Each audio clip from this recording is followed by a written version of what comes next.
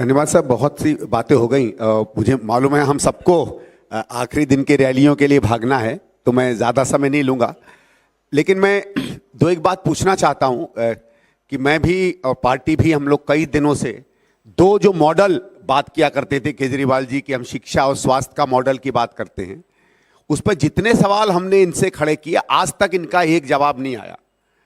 मैं आपसे इतना भी कहना चाहता हूँ, बहुत समय पहले मैंने इनकी सरकार से सवाल पूछा था कि आप अपने आप को वर्ल्ड क्लास हेल्थ कहते हो, वर्ल्ड क्लास एजुकेशन कहते हो, क्या मापदंड है? या खुद ही कोई प्राइज आपने लेके अपने आप को ही माला पहना दी? आज तक इनकी सरकार का जवाब नहीं आया और दुनिया में ये पता चला कि वर्ल्ड क्लास हेल्थ या वर्ल्ड क्लास एजुकेशन करके तो कोई मापदंड ही नहीं है, आप किसी को कुछ भी बना दो। लेकिन मैं केजरीवाल साहब से जरूर पूछना चाहता हूं कि आप जिस तरीके के काम शिक्षा और स्वास्थ्य में करते थे, वो हमारी जो 15 साल की सरकार थी उसके क्रांतिकारी काम से आप उसका औसतन भी आप विकास नहीं कर पाए। अगर हमने 150 स्कूल बनाए तो आप 11 पे अटक गए। ये जो सुंदर कमरों की बात किया करते थे, मैंने बार बार वो फोटो दिखाई है कि इससे बराबर के सुंदर कमरे, सुंदर कॉरिडोर, सुंदर बाथरूम तो हम लोगों की सरकार में प्रोजेक्ट रूपांतर के अंतर बनते थे। सवाल सिर्फ ये बनता है कि उस समय नए कमरे, सुंदर कमरे, पेंटेड कमरे, अच्छी तरीके के कमरे 7 लाख रुपए कमरे में बन जाते थे। आज वो 24 लाख रुपए कमरे कैसे हो गए? ये जरूर है तिगुना। अगर ये कहते हैं कि 3 गुना हमने पैसा खर्च किया, तो पैसा तो 3 गुना खर्च किया, रिजल्ट उसके आसपास भी नहीं निकला। वही अस्पताल हम बनाते हैं, अगर 19 अस्पताल कांग्रेस की सरकार बना पाई तो आप कम से कम एक ही बना देते। 7 अस्पताल हम लोगों के समय बनने थे, जिसमें बुराड़ी भी था, जिसमें द्वारका का भी था, जिसमें इंदिरा गांधी जी के नाम का अस्पताल था, वो तक आप नहीं बना पाए।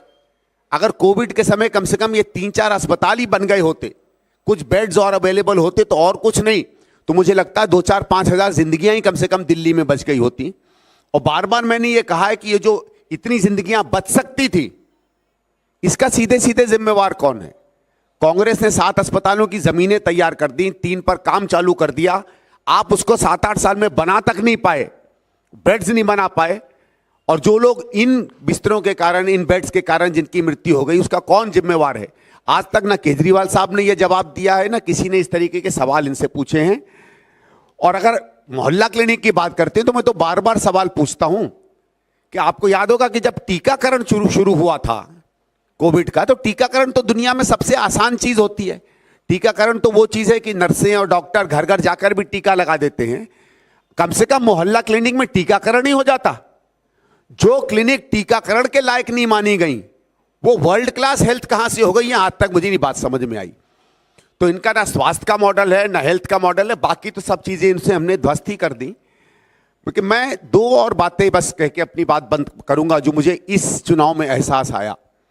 और ये एक वाक्य था, बहुत पहले मुझे किसी एक बहुत बड़े नेता ने बताया था, और वो मैं दिल्ली में होते देखता हूं। वो कहता था कि साहब, चुनाव में क्रांति तब आती है जब वोटर कार्यकर्ता बन जाता है।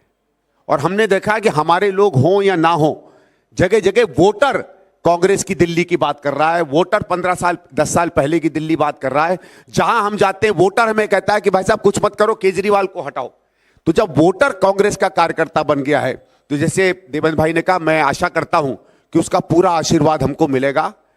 और मैंने जिस तरीके से कम नई दिल्ली में इनके धनबल का चुनाव देखा है, कोई पोस्टर बांट रहा है, कोई 2,500 रुपया दे रहा है, कोई जूते बांट रहा है, कोई कुछ और बांट रहा है। हम तो इतना कहेंगे कि ये लोग अब कर रहे हैं दिल्ली में सिर्फ दाम की बात, और केवल कांग्रेस है जो करती है काम की बात। ये मेरे हिसाब से यही हमारा चुनाव है, और लोग काम पर वोट देंगे, दाम पर आप समय ले सकते हैं, वोट नहीं खरीद सकते। धन्यवाद।